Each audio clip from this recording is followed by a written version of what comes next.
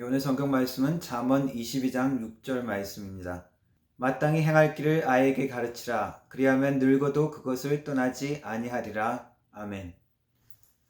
영어로 읽겠습니다. Start children off on the way they should go, and even when they are old, they will not turn from it. 아멘. 5월은 가정의 달입니다. 한국교회에서는 5월 첫 주를 어린이 주일, 그리고 5월 둘째 주를 어버이 주일로 지키죠. 미국에서는 6월 둘째 주가 어린이 주일이라고 합니다. 그리고 또 미국 캐나다에서는 5월 둘째 주를 Mother's Day로 정해서 지키죠. 이러한 기념일이 사실은 비즈니스와 장사하는 데 사람들이 많이 이용을 하는데 그런데 휩쓸리지 말고 이 기념일이 사실은 기독교 전통에서 나온 경우가 많이 있습니다. 말씀을 통해서 가정의 가치와 하나님께서 원하시는 가정의 모습을 함께 생각해 보기를 원합니다. 말씀을 살펴보면 하나님께서는 가정을 통해서 우리를 만나주시고 우리를 돌보시고 우리를 하나님의 사람으로 만들어 가십니다. 우리가 하나님의 도우심의 손길, 하나님의 위로의 손길, 하나님의 고치심의 손길을 만나는 것이 가정을 통해서 이루어질 수 있다는 것입니다. 얼마 전 인간 수업이라는 한국 드라마를 보았습니다. 주인공이 어른이 아니라 청소년 학생인데 학교를 열심히 잘 다니고 공부도 잘하는 범생입니다. 그런데 이 학생이 사실은 성매매 알선 중개업을 하는 포주 같은 이중생활을 하는 그런 주제의 이야기였습니다. 매회 마지막에 이러한 자막이 나옵니다. 어려움을 겪고 있는 청소년을 알고 계신다면 혼자가 아니라고 말해주세요. 그러면서 청소년 상담센터 전화번호가 같이 올라옵니다. 이 드라마는 은연중에 어른들의 책임도 있다는 것을 말해주는 것 같습니다. 그런데 과연 하나님 앞에서 이 청소년들 미성년자이기 때문에 이들의 과실이나 잘못이 책임을 덜 가질까? 그런 의문이 들었습니다. 과연 성경적으로는 이들의 책임을 어떻게 이야기할까라는 생각이 들었습니다. 유대인들은 13세에 성인식을 한다고 합니다. 그때에 자기 자신의 종교적 삶에 대해서 스스로 책임지는 나이라고 인정하는 것이죠. 분명 경우에 따라서 좀 다를 수 있겠지만 청소년기를 지나면서 책임이 이제 부모가 아니라 본인 스스로가 지게 되어 있죠. 그리고 성경은 분명히 기본적으로 우리 사람을 선택할 수 있는 존재, 책임지는 존재로 이야기를 하고 있습니다. 분명 현대 법률이 정하는 18세 이전이라도 선악에 대한 분별이 분명히 있고 그리고 죄가 무엇인지 분명히 압니다. 성경에서는 어느 정도 나이가 되어야 하나님께서 분명히 성인으로서의 책임을 요구한다라고 그런 규정은 명확하게 나와 있지 않습니다. 하지만 분명한 것은 자신의 선택과 죄악에 대한 책임을 지도록 하나님 앞에 설 수 있도록 어릴 때부터 교육해야 된다는 것입니다. 한편으로 얼마나 부모의 삶이 자녀들에게 영향력을 미치고 책임을 지는가 생각해 볼 수 있습니다. 먼저 성경의 열왕기나 역대상하에 보면은 왕들의 이야기가 나옵니다. 바로 아버지 왕 그리고 아들 왕 그런 세대가 연결되는 모습들이 나오는데 아버지는 선한 왕인데 자녀된 왕은 악한 왕이 나올 때가 있습니다. 그리고 어떤 때는 악한 왕 아래서 선한 왕이 나올 때도 있습니다. 그리고 대부분 이 경우에 대해서 부모, 아버지가 교육을 잘해서 혹은 잘 못해서 자녀가 이렇게 되었다 저렇게 되었다 명확하게 나와 있지 않습니다. 직접적인 책임을 언급하지 않는 부분이 많이 있습니다. 그리고 한편으로 제대로 된 부모님의 보살핌이나 교육을 받지 못했음에도 불구하고 신앙적으로 잘 성장하는 경우도 있습니다. 대표적인 인물이 사무엘 선지자죠.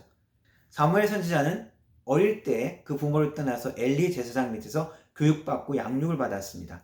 엘리 제사장은 어떤 사람입니까? 영적으로 어두운 사람이었고 좋은 지도자가 신실한 지도자가 되지 못했습니다.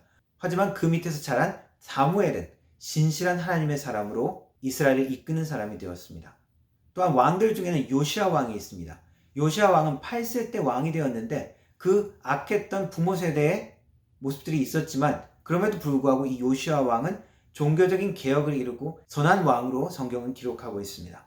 다니엘과 세 친구 이야기는 어떻습니까? 한참 민감하고 부모님이 같이 있었으면 좋을 시기에 타국에 포로로 끌려갑니다. 하나님을 제대로 섬기지 못할 이방 나라의 그 환경 가운데서도 신앙을 지키고 신앙의 영웅이며 하나님의 영광을 돌리는 삶을 삽니다. 본인의 선택과 결단은 중요하고 하나님은 그 개인에게 그 책임을 물으십니다. 하지만 부모된 자에게 또한 주어지는 분명한 책임과 사명도 분명히 있습니다. 그 책임은 오늘 잠언의 말씀처럼 마땅한 하나님의 길, 하나님의 말씀을 자녀에게 양육해야 한다는 것입니다. 하나님이 우리에게 많은 사명을 맡기셨는데 그 중에 가장 기본적인 것이 바로 이 자녀 양육입니다. 의식주 문제를 해결하고 그리고 공부하는 것을 도와주는 것도 중요한 문제지만 그것은 세상 모든 부모들이 다 당연히 합니다. 더 하려고 노력을 한 것이죠. 하지만 우리 신자들에게 더 중요한 것은 우리 자녀들이 참으로 믿음의 사람으로 하나님 앞에 그리고 예수님을 섬기는 자로 설 수 있도록 돕는 것입니다. 부모 세대의 모습은 자녀 세대에게 분명한 영향력을 줍니다. 직접적인 언급은 없지만 다윗 왕의 악행, 간음과 살인의 악행을 자녀들은 보고 들었을 것입니다. 그 자녀들은 강간과 보복, 살인과 반란을 일으켰습니다. 또 하나의 대표적인 경우 히스기야 왕은 다윗 왕 이후에 거의 300년 만에 나타난 훌륭한 왕이라고 할 수 있습니다. 그러나 그의 아들 므낫세는 악한 왕으로 기록하고 있습니다. 하나님 앞에 신실했던 아버지 히스기야였지만 그 아들 므낫세는 하나님의 성전에 각종 우상을 갖다 놓고 그리고 온 이스라엘을 하나님으로부터 떠나게 하는 악한 길로 행하게 만들었습니다. 결국 유다는 최종 하나님의 심판을 받고 멸망을 당하게 되는데 그 최종적인 멸망을 확증한 것이 바로 이 므낫세의 악행이라고 할 수 있습니다. 히스기야는 39세 때 병이 들고 하나님으로부터 사형 선고를 받습니다. 하지만 그가 눈물로 기도함 가운데 15년을 더 살게 되고 그렇게 15년을 더 살면서 얻은 아들이 므낫세입니다. 한정된 15년의 삶을 살면서 그때 낳은 아들 므낫세를 많이 편애하고 바른 신앙으로 이끌지 못했던 것 같습니다. 하나님의 백성 이스라엘의 모체가 되었던 야곱의 12아들은 어떻습니까? 그 아버지 야곱은 내 아내를 얻으면서 많은 갈등과 가정의 불화를 겪습니다. 그 모든 것들을 보았던 그 아들들은 배다른 형제 요셉을 죽이려고도 했고 그리고 그를 결국 인신매매까지 합니다. 시므온과 레위는 한 종족과의 계약을 파기하고 한 종족을 완전히 몰살시키는 잔인한 아들들이었습니다. 그리고 장자인 르우벤은 그 아버지 부처가 간음하는 일까지 있었습니다. 그야말로 막장 가족과 같은 그러한 상황입니다. 그러나 다윗 왕가에 대한 그리고 약속의 백성 이스라엘을 향한 하나님의 은혜가 완전히 떠나지 않았던 것은 하나님의 그야말로 은혜입니다. 성경은 직접적으로 부모로서 자녀의 신앙교육을 잘못 시킨 예를 엘리 제사장의 이야기를 듭니다. 홈리와 비느하스는 엘리 제사장의 아들이었는데 이 둘은 하나님 앞에 예물을 드리는 그 예물을 손에 대고 훔쳤습니다. 그리고 성전에서 수종드는 여인과 간음을 하는 악한 일을 행했습니다. 하나님을 멸시한 죄라고 이것은 심각한 죄라고 성경은 기록하고 있습니다. 여호와의 제사를 멸시하는 것이라고 명시했고 그리고 하나님은 엘리 제사장에게 직접적으로 이렇게 말씀하셨습니다. 내 아들들을 나보다 더 중히 여긴다고 책망하셨습니다. 물론 엘리 제사장이 아들을 책망하고 지적했어도 듣지 않았을 수도 있습니다. 하지만 이 엘리 제사장의 가장 큰 문제는 무엇이냐면 하나님을 중요한 존재로 삶의 우선순위로 놓지 않고 자녀를 더 앞에 두었다는 것입니다. 그것이 곧 그 자녀와 그 모든 집안의 몰락을 가져오는 일이 되어집니다. 구약에 나오는 삼손은 태어나기 전부터 그 어머니가 기도함으로 나실인 하나님 앞에 바쳐진 서약한 거룩한 사람으로 키워지기로 다짐하고 태어난 아들입니다. 하지만 삼손은 그 말씀대로 행하지 아니하고 부모의 마음을 거스리고 자신의 욕망과 욕심을 따라 하나님 앞을 떠났습니다. 그러다 결국 비참한 최후를 맞이하게 되어집니다. 삼손의 부모가 그 아들 삼손의 모습을 보고 얼마나 가슴 아파하면서 눈물의 기도를 드렸는지 우리가 짐작할 수 있습니다. 삼손은 안타깝게 그의 생애의 삶을 많이 낭비했지만 마지막 순간에 하나님 앞에 회개하고 돌아옴으로 삼손이 죽으면서 이스라엘의 큰 구원을 이루는 사건을 기록합니다. 그래서 우리는 자녀를 위해서 끝까지 기도해야 합니다. 힘들고 우리가 실패하는 경우가 많이 있더라도 우리가 부모로서 우리가 여전히 하나님의 바른 말씀과 신앙으로 자녀들을 교육하고 우리가 그런 삶의 모습을 보여주도록 우리가 포기하지 말고 기도하고 애써야 합니다. 세상적으로 아무리 성공하고 좋은 학교를 가고 좋은 잡을 갖고 결혼을 한다 할지라도 그래서 부모님을 떠나면서 신앙을 떠난다면 그 끝은 허무와 절망일 것입니다.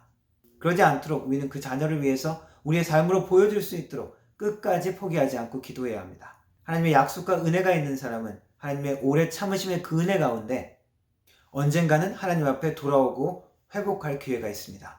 우리의 모든 인간적인 한계와 방법을 보기 때문에 우리는 기도해야 합니다. 요즘은 부모가 자녀를 체벌할 수 있다고 생각하면 미개인 취급을 받습니다. 한편으로 잡혀갈 수도 있습니다. 성경 잠언에서는 자녀 교육에 있어서 체벌을 금지하거나 그 자체를 죄로 보지는 않았습니다. 주로 잠언 말씀에 그것을 많이 언급하는데 잠언 22장 15절에는 아이의 마음에는 미련한 것이 얽혔으나 징계하는 채찍이 이를 멀리 쫓아내리라. 그리고 잠언 23장 14절에는 그를 채찍으로 때리면 그의 영혼을 수월에서 구원하리라 라고 되어 있습니다. 그리고 13장 14절에는 초다를 참아 못하는 자는, 종아리를 때리지 못하는 자들은 그 자식을 미워하는 자라 라고 기록합니다. 체벌은 아주 좋은 방법도 아니고 아주 주의 깊게 사용되어질 때만 간혹적으로 허용될 수 있다고 개인적으로 생각합니다. 하지만 시대와 상황에 따라서 우리가 적용해야 되기 때문에 꼭 문자적으로 적용하면 또 위험할 수가 있습니다. 꼭 체벌이 아니더라도 언어로 우리가 책망과 야단을 칠 때도 역시 우리는 주의해야 하죠.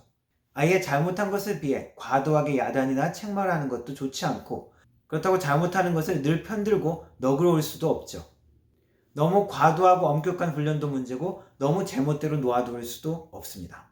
또한 아이 각 개인의 성향과 성격이 다 다르기 때문에 어떤 한 아이에게 좋은 방법이 또 다른 아이에게는 안 좋은 방법이 될 수도 있습니다.